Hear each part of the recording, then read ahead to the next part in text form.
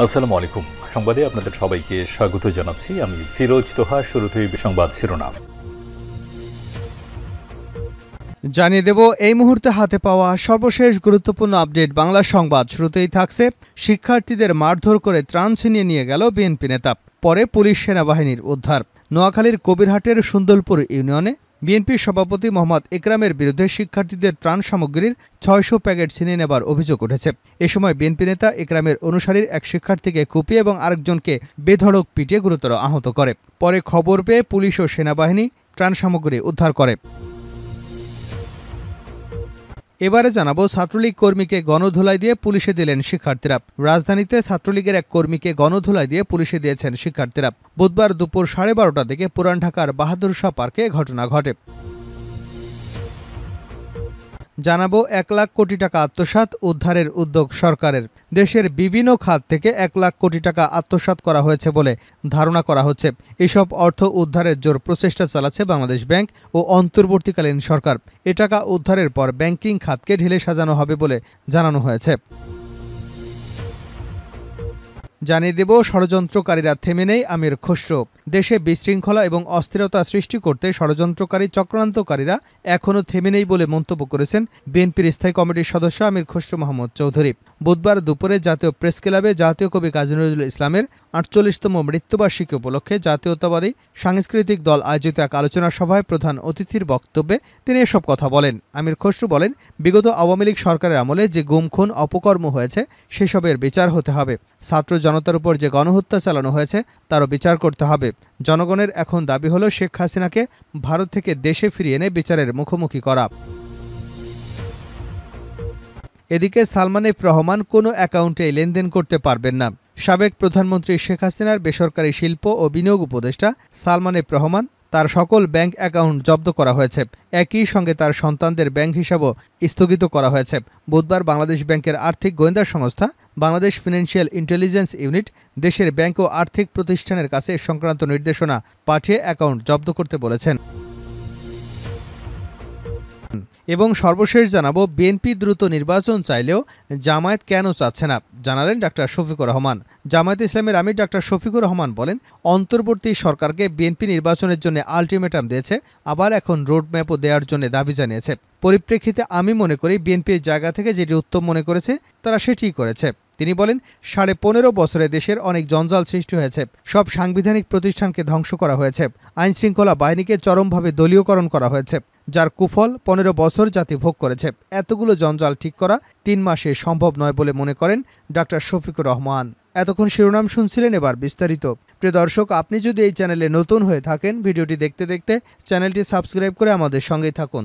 আর এই ভিডিও সম্পর্কে আপনি আপনার মূল্যবান মতামতটি কমেন্ট বক্সে জানিয়ে দিন। আর হ্যাঁ প্রিয় দর্শক, জানিয়ে দিন ভিডিওটি কোথা থেকে দেখছেন।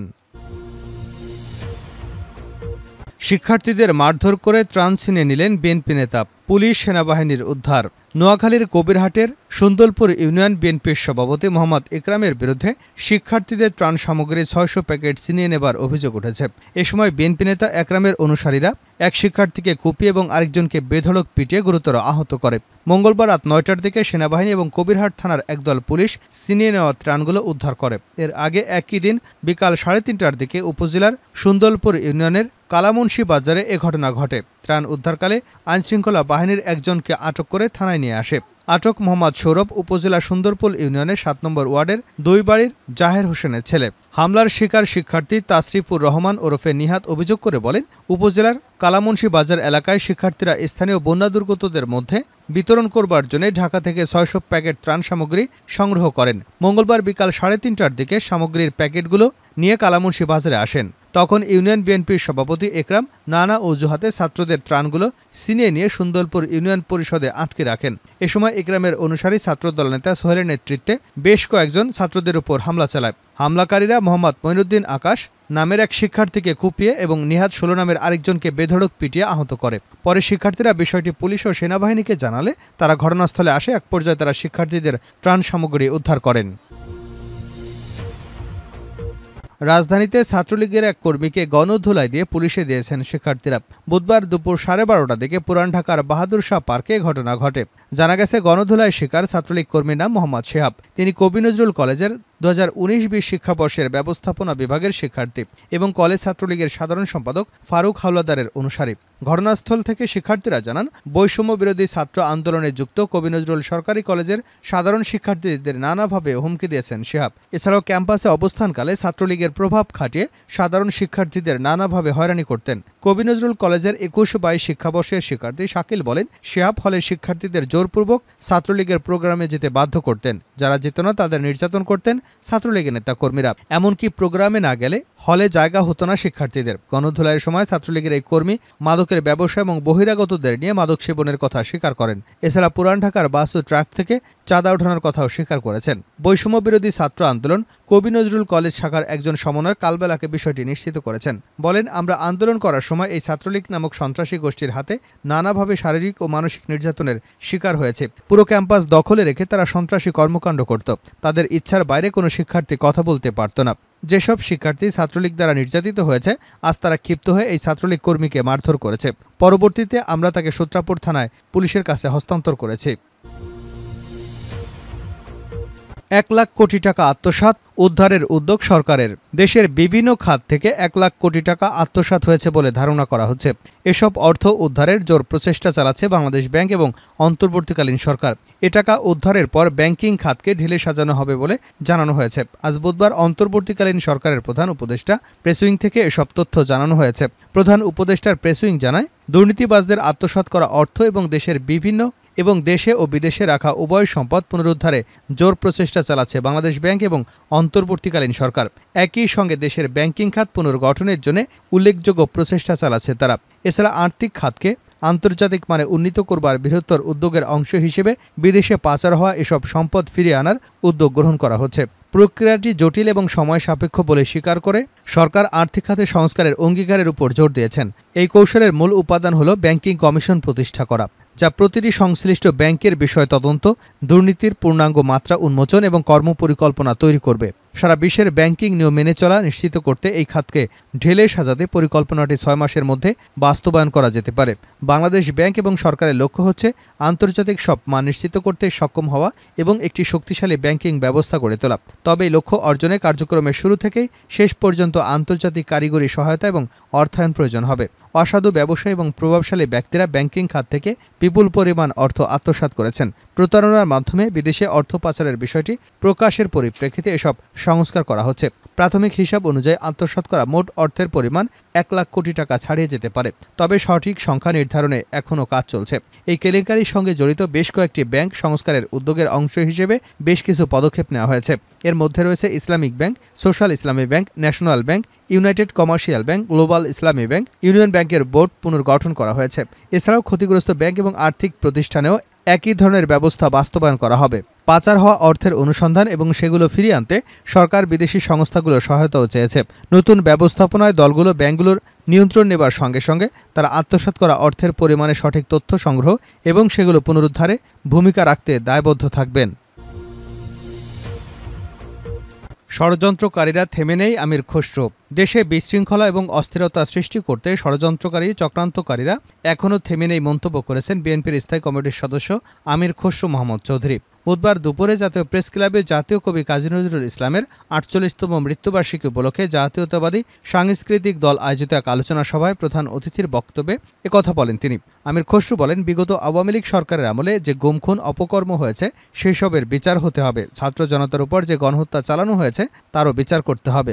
জনগণের এখন দাবি হলো শেখ হাসিনাকে ভারত থেকে দেশে ফিরিয়ে এনে বিচারের মুখোমুখি করা। তিনি বলেন, আওয়ামী লীগ বলেছিল ক্ষমতা হারালে বিএনপি নেতাকর্মীরা তাদের নেতাকর্মীদের হত্যা করবে।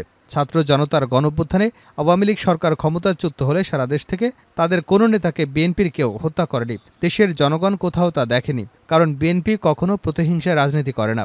বিএনপি গুম-খুন সন্ত্রাসে বিশ্বাস করে না। সালমান এফ রহমান কোনো অ্যাকাউন্টে লেনদেন করতে পারবেন না। সাবেক প্রধানমন্ত্রী শেখ হাসিনার বেসরকারি শিল্প ও বিনিয়োগ উপদেষ্টা সালমান এফ রহমানের ব্যাংক অ্যাকাউন্ট জব্দ করা হয়েছে। একই সঙ্গে তার সন্তানদের ব্যাংক হিসাবও স্থগিত করা হয়েছে। বুধবার বাংলাদেশ ব্যাংকের আর্থিক গোয়েন্দা সংস্থা বাংলাদেশ ফিনান্সিয়াল ইন্টেলিজেন্স ইউনিট দেশের ব্যাংক এবং আর্থিক প্রতিষ্ঠানের কাছে এ সংক্রান্ত নির্দেশনা পাঠিয়ে অ্যাকাউন্ট জব্দ করতে বলেছে। বিএফইইউ সংশ্লিষ্ট এক ঊর্ধ্বতন কর্মকর্তা সংবাদ মাধ্যমকে এ তথ্য নিশ্চিত করেছেন। হিসাব জব্দ করাদের ব্যক্তিগত অ্যাকাউন্টের মাধ্যমে সব লেনদেন বন্ধ থাকবে।